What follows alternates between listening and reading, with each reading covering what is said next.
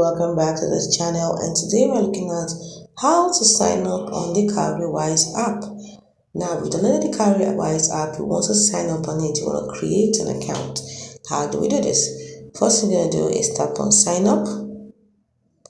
You can see you can sign up with your Google account or with your email account.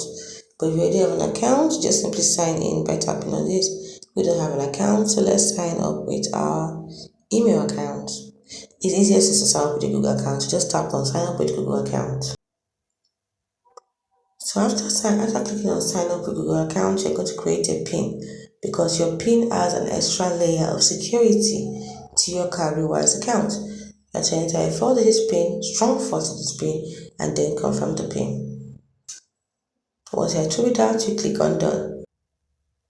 So after putting your 4-digit PIN, you have to verify your identity with your BVN. You have to enter the BVN and the date of birth.